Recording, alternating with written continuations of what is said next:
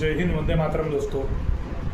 Melissa hurricane, જે Melissa તોફાન છે, મતલબ મેલિસા નામનું, તો તેનાથી ક્યુબા અને જમૈકા જેવા દેશોમાં ઘણું તોફાન અને નુકસાન થયું છે. ઘણા લોકોએ પોતાનો જીવ પણ ગુમાવ્યો છે અને બહુ બધા કરોડોનું નુકસાન થયું છે અને તે હજુ પણ ચાલુ જ છે. અને તે 5મી કેટેગરીનું સ્ટ્રોમ છે, તોફાન છે, હરિકેન. અને હવે એવું છે કે તેમાં 300 કિલોમીટરની સ્પીડે અંદર વાયુઓ ઘૂમતા હોય છે અને બહુ મોટું છે. અને અત્યારે રિસન્ટલી અમેરિકાના પ્રેસિડેન્ટ ટ્રમ્પે કહ્યું છે કે તે ન્યુક્લિયર ટેસ્ટ કરવા માટે ઉત્સાહિત છે અને વહેલી તકે કરવા પડશે, કારણ કે રશિયા અને ચાઇનાએ 2000 પછી પણ કર્યા છે. ત્યાં ડેમોક્રેસી નથી તો એ માહિતીઓ બહાર નથી આવતી. ઇવન પાકિસ્તાને પણ ન્યુક્લિયર ટેસ્ટ કર્યા છે એવું એ કહેવા માગે છે. અને ઓપરેશન સિંદૂર દરમિયાન પાકિસ્તાન અને અફઘાનિસ્તાનની બોર્ડર પર ભૂકંપની માહિતીઓ આવી હતી, વાઇબ્રેશન.